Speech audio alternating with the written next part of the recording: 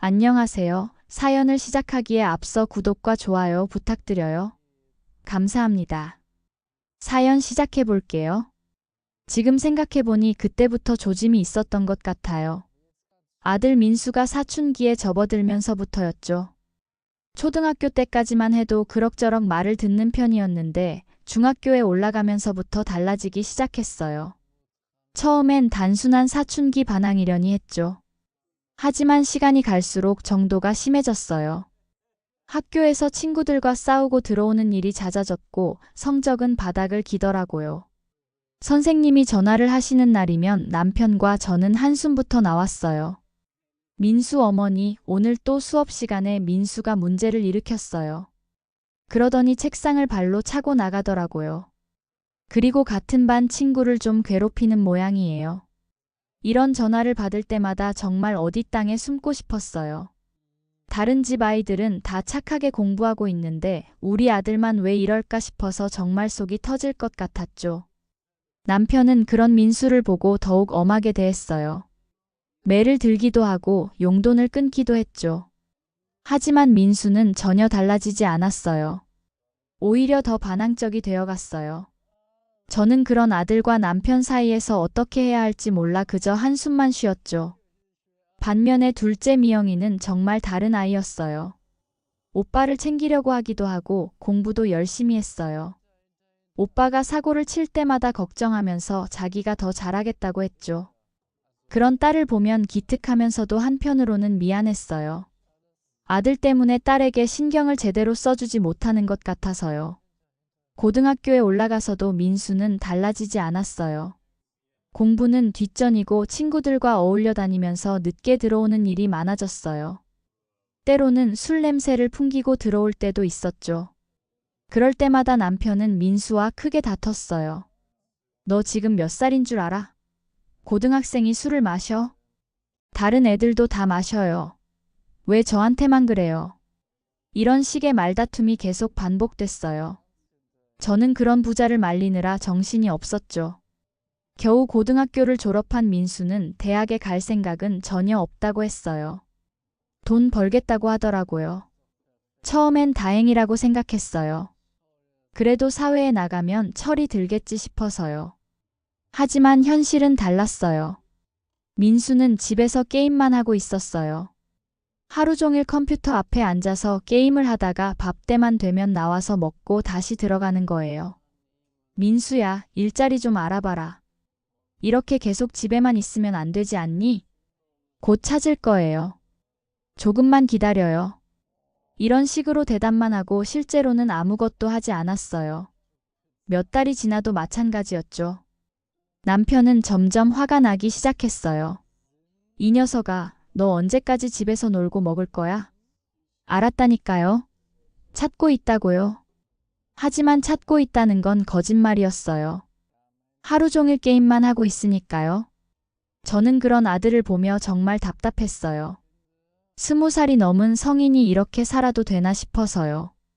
간혹 제가 아르바이트라도 하라고 하면 민수는 짜증을 냈어요. 그러면서도 정작 면접 보러 나가는 모습은 한 번도 본 적이 없었어요. 가끔 나간다 싶으면 친구들과 놀러 가는 거였죠. 그렇게 1년이 지났을까요? 어느 날 민수가 여자를 데려왔어요. 소희라는 아이였는데 민수보다 1살 어렸어요. 처음 봤을 때는 그냥 여자친구려니 했죠. 하지만 며칠 후 민수가 폭탄 선언을 했어요.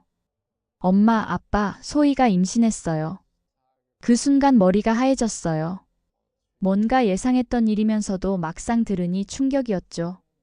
남편은 한동안 말을 하지 못했어요. 너 지금 뭐라고 했어? 소희가 임신했다고요. 그래서 결혼하려고요. 남편의 얼굴이 붉어지더라고요. 화가 나는 게 보였어요. 결혼? 너 지금 무슨 소리야? 너 제대로 된 직업도 없으면서 무슨 결혼을 해? 사랑하니까 결혼하는 거 아니에요? 돈이 뭐가 중요해요? 정말 철없는 소리였어요. 사랑만으로 살 수 있나요? 아이까지 생겼는데 어떻게 책임질 거냐고 물었더니 민수는 뻔뻔하게 대답하더라고요. 집에서 같이 살면 되잖아요. 엄마 아빠가 도와주시면 되고 그 말을 듣고 남편이 폭발했어요. 이 자식아, 너 지금까지 집에서 놀고 먹기만 했으면서 이제는 네 처자식까지 먹여 살리라고? 그럼 어떡해요? 이미 생긴 걸요? 결국 큰 싸움이 벌어졌어요. 하지만 이미 아이가 생긴 상황에서 어쩔 수 없었죠. 저희는 작은 결혼식을 올려주기로 했어요. 소인의 부모님과 만나서 이야기했는데 그분들도 걱정이 많으셨어요. 소희도 아직 어리고 민수도 제대로 된 직업이 없으니까요. 하지만 이미 벌어진 일이니 어쩔 수 없다며 양해해 주셨어요. 결혼식은 정말 초라했어요. 가족들만 모여서 간단히 치렀죠. 민수는 그날도 긴장한 기색 없이 마치 남의 일인 것처럼 행동했어요. 그런 아들을 보며 정말 걱정이 됐어요. 결혼 후 민수와 소희는 저희 집에서 같이 살게 됐어요. 방 하나를 내어주고 신혼생활을 시작하게 했죠. 처음에는 새 가족이 생긴 것 같아 기대도 있었어요. 하지만 현실은 달랐어요. 소희도 민수만큼이나 철이 없었어요. 임신 중이라는 핑계로 집안일은 거의 하지 않았고 밥상에 나온 반찬에 투정을 부리기 일쑤였어요. 매번 밥상 앞에서 불만을 표출했어요. 저는 며느리니까 참았지만 속으로는 화가 났어요. 집에 얹혀 살면서 어떻게 그럴 수 있나 싶어서요. 민수는 더했어요. 아내가 임신했다는 핑계로 더욱 아무것도 하지 않았어요. 여전히 하루 종일 게임만 하고 있었어요. 그리고 저희에게 점점 요구만 늘어갔어요. 그러던 중 소희가 아이를 낳았어요. 손자가 태어난 건 기뻤지만 한편으로는 걱정이 더 커졌어요. 이제 정말 새 식구를 먹여 살려야 하는데 민수는 여전히 일할 생각을 하지 않았으니까요. 아이가 태어나고 나서도 민수와 소희는 변하지 않았어요. 오히려 더 심해졌어요. 아이 돌보는 것도 대부분 저와 남편이 했어요. 민수는 여전히 게임에만 빠져 있었고 소희는 아이가 울면 짜증을 내며 저희를 불렀어요. 밤에 아이가 울어도 민수 부부는 일어나지 않았어요. 결국 저와 남편이 번갈아가며 아이를 달래야 했죠. 정말 힘들었어요. 그런 상황에서도 민수 부부는 눈치 하나 보지 않았어요. 오히려 분가하고 싶다는 이야기를 저희가 듣는 앞에서 대놓고 했어요. 여보, 우리 언제 나갈 거야? 여기서 계속 살기엔 너무 불편해. 이런 대화를 저희 앞에서 아무렇지 않게 했어요. 저는 그 말을 들으며 정말 어이가 없었어요. 집에 얹혀 살면서 분가를 원하다니요. 급기야 민수가 저희에게 직접 요구하더라고요. 엄마, 아빠, 우리 집 좀 얻어주세요. 집을 얻어달라고? 너 지금 무슨 소리야? 여기서는 눈치 보여서 짜증나요. 빨리 집 구해주세요. 남편이 화를 내며 말했어요. 그럼 일부터 제대로 해라. 번듯한 직장에 들어가서 월급을 받으면 그때 얻어주마. 하지만 민수는 일할 생각이 없었어요. 가끔 아르바이트를 구한다고 나가긴 했지만 며칠 못 가서 그만뒀어요. 어디서든 오래 버티지 못했어요. 한 달을 채우는 경우가 거의 없었죠. 그런 민수를 보며 남편은 점점 실망이 커져갔어요. 저 녀석은 언제 철이 들까? 이제 아빠가 됐는데도 저 모양이야. 저도 마찬가지였어요. 내 속으로 낳은 아들이지만 정말 답답했어요. 앞으로 어떻게 살아가려는 건지 정말 걱정됐죠. 그런 와중에도 딸 미영이는 정말 야무지게 컸어요. 열심히 공부해서 지방 국립대학교에 합격했어요. 전공도 컴퓨터 관련 학과로 선택해서 열심히 공부했죠. 엄마, 제가 졸업하면 취업해서 집안 도울게요. 이런 말을 하는 딸을 보면 정말 기특했어요. 오빠는 저렇게 철없는데 동생은 어떻게 이렇게 착할 수 있을까 싶었죠. 대학교 4년 동안 미영이는 정말 열심히 했어요. 성적도 상위권을 유지했고 틈틈이 아르바이트도 해서 용돈을 벌었어요. 방학 되면 집에 와서 집안일도 도와주고 조카 돌보는 것도 도와줬어요. 미영이가 조카를 돌봐주는 동안 민수와 소희는 어디론가 나가곤 했어요. 책임감이라고는 전혀 없었죠. 미영이가 대학교를 졸업하고 취업 준비를 할 때였어요. 다행히 대기업은 아니지만 중견기업에 합격했어요. 정말 기특한 딸이었어요. 취업하고 나서 첫 월급을 받자마자 저희에게 생활비를 보태주더라고요. 그런 딸을 보면서 한편으로는 미안했어요. 오빠 때문에 딸에게 부담을 주는 것 같아서요. 미영이는 회사에서도 인정받았어요. 성실하고 능력도 있다고 상사들이 칭찬했죠. 그러던 중 회사 상사와 연애를 시작했어요. 처음 소개받았을 때 정말 좋은 사람이라는 느낌이 들었어요. 나이는 미영이보다 5살 많았지만 차분하고 신중한 성격이었어요. 무엇보다 미영이를 정말 아끼는 게 보였죠. 겸손하기까지 한 사람이었어요. 미영이가 좋은 사람을 만났다는 생각이 들었죠. 사귀는 동안에도 미영이 남자친구는 저희에게 정말 잘했어요. 명절 때마다 선물도 가져오고 미영이와 함께 자주 찾아와서 안부도 물었죠. 1년 정도 사귀고 나서 결혼 이야기가 나왔어요. 양가 부모님끼리 만나서 이야기했는데 사돈 어른들도 정말 좋은 분들이었어요. 결혼 준비도 순조롭게 진행됐어요. 신랑 측에서 예의를 다해서 준비해 주셨고 미영이도 행복해했어요. 미영이는 결혼 후에도 저희를 자주 찾아왔어요. 신혼인데도 일주일에 한 번은 꼭 와서 안부를 물었죠. 사위도 함께 와서 여러 가지로 도움을 줬어요. 반면에 민수는 여전히 변하지 않았어요. 미영이가 결혼한 후에도 집에서 게임만 하며 지냈어요. 소희와 자주 싸우기도 했고 아이 돌보는 것도 여전히 저희 몫이었어요. 엄마, 소희가 또 나가자고 그래요. 정말 집 못 얻어주세요? 일부터 제대로 해라. 그럼 그때 생각해보마. 하지만 민수는 여전히 일을 제대로 하지 않았어요. 며칠 아르바이트를 하다가 그만두기를 반복했죠. 그러던 어느 날 남편에게 이상이 생겼어요. 계속 피곤해 하시더니 급기야 병원에 가보니 간에 문제가 있다고 하더라고요. 의사 선생님이 간경화가 많이 진행되어서 간 이식을 받아야 한다고 하셨어요. 그 말을 듣고 머리가 하얘졌어요. 간 이식이라니 생각해 본 적도 없는 일이었거든요. 의사 선생님이 가족 중에 간을 기증할 수 있는 분이 있는지 검사해 보자고 하셨어요. 저희 가족 모두 검사를 받았어요. 검사 결과 민수만 기증이 가능하다고 나왔어요. 그 순간 정말 복잡한 심정이었어요. 아들에게 간 기증을 부탁해야 하는 상황이 된 거죠. 물론 쉬운 결정은 아니었어요. 하지만 남편이 생명이 걸린 문제였으니까요. 민수에게 조심스럽게 말을 꺼냈어요. 민수야, 아빠가 간 이식을 받아야 한대. 너만 기증이 가능하다고 하는데. 그 순간 민수의 표정이 확 변하더라고요. 뭐요? 저요? 제가 간 기증을요? 그래, 의사 선생님이 너만 가능하다고. 그런데 민수의 반응은 정말 충격적이었어요. 아, 내가 미쳤어요? 간 기증이라니 말도 안 되는 소리 하지 마세요.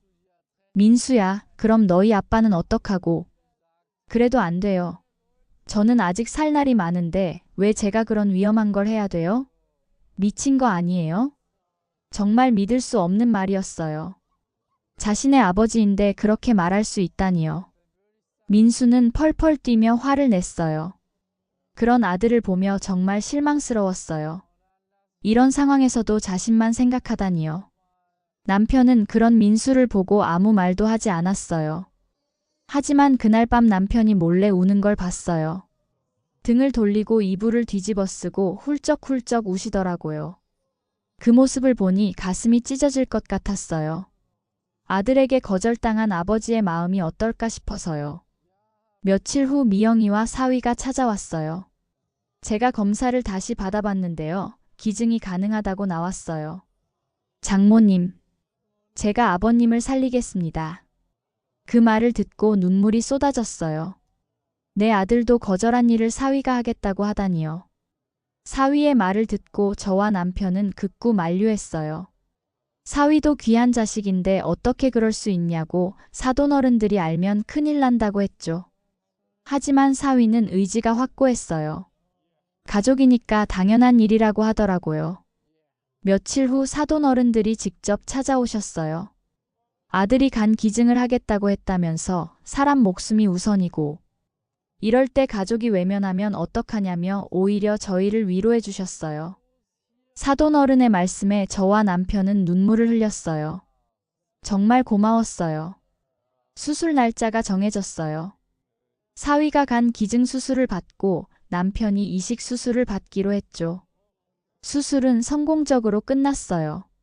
사위도 남편도 다행히 무사했죠. 의사 선생님이 나와서 설명해 주셨어요.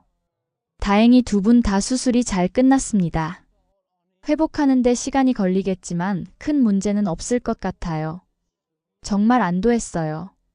사위 덕분에 남편이 살 수 있게 된 거죠.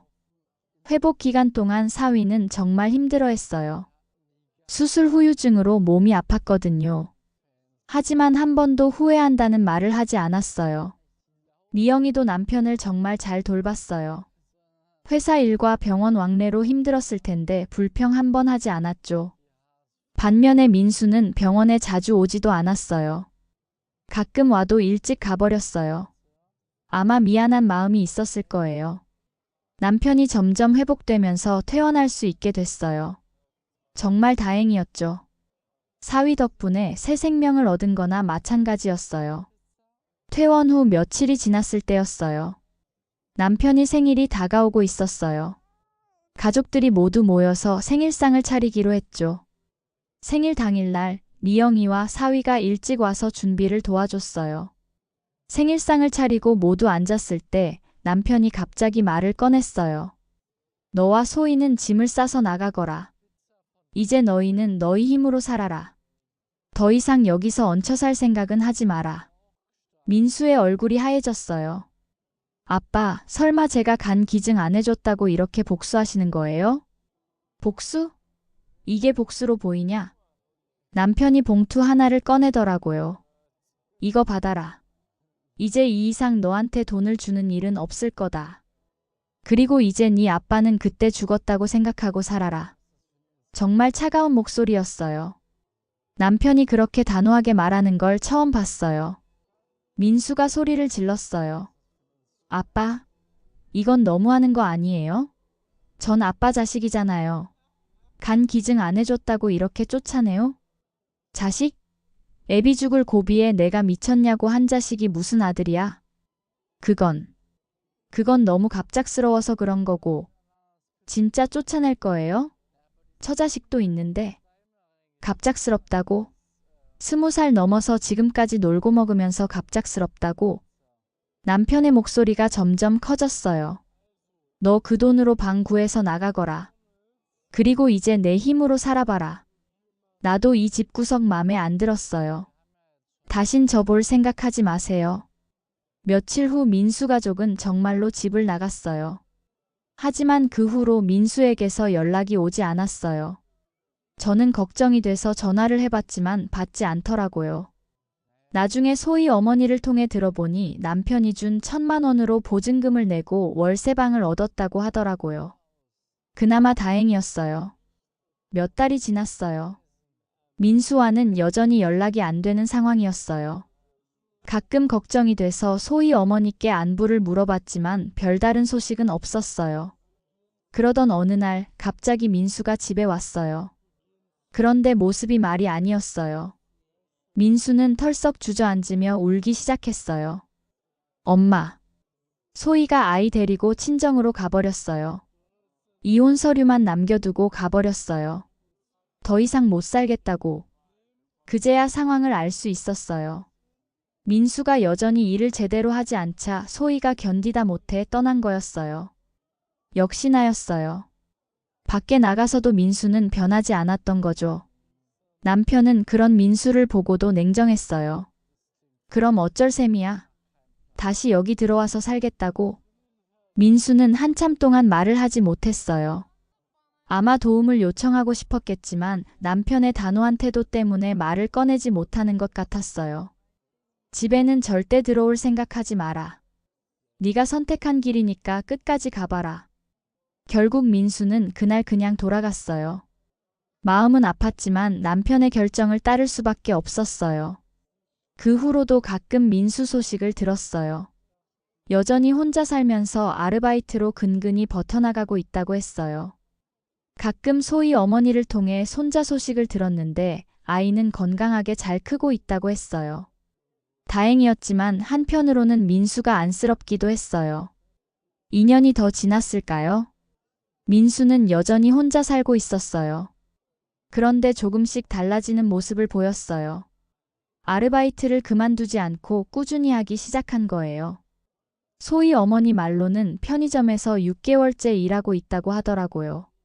민수치고는 오래 버틴 거였어요. 소희 어머니의 말을 들으며 안도했어요. 늦었지만 그래도 변하고 있다는 게 다행이었어요. 또 몇 달이 지난 어느 날 민수가 다시 집에 왔어요. 이번에는 전보다 나아 보였어요. 옷도 깔끔하게 입고 왔고 표정도 많이 달라져 있었어요. 민수가 봉투를 꺼내더라고요. 이거 받아주세요. 남편이 봉투를 열어보니 돈이 들어있었어요. 1,000만 원이었어요.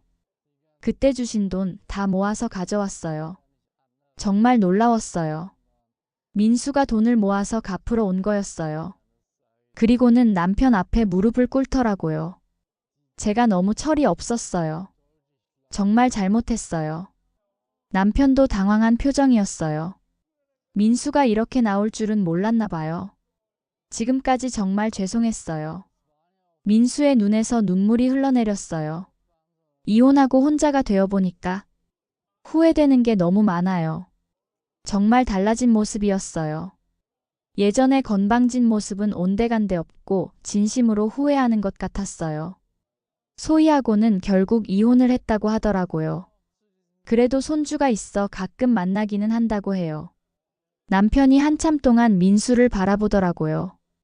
그러더니 가져온 돈은 도로 가져가라고 혼자 살아가는데 필요할 거라고 하면서 이제는 정말 혼자 힘으로 살아보라고 네 자식한테 부끄럽지 않은 아빠가 되라고 했어요. 민수가 고개를 끄덕였어요. 그리고 가끔 안부 인사는 해라. 엄마가 걱정하시니까.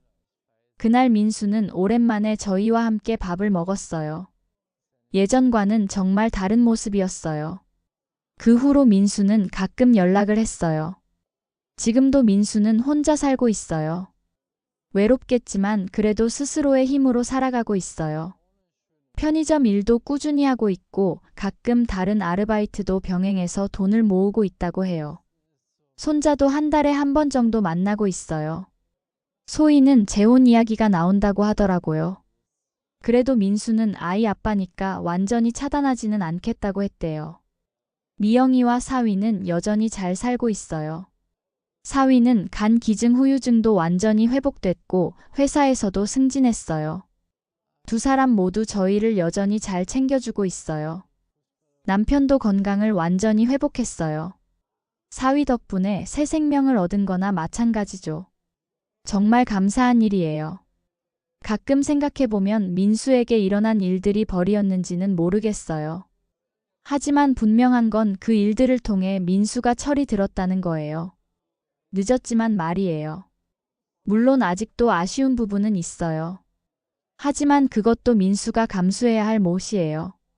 어쩌면 그때 일들이 민수에게는 꼭 필요한 경험이었을지도 모르겠어요. 비록 늦었지만 사람답게 사는 법을 배운 거니까요.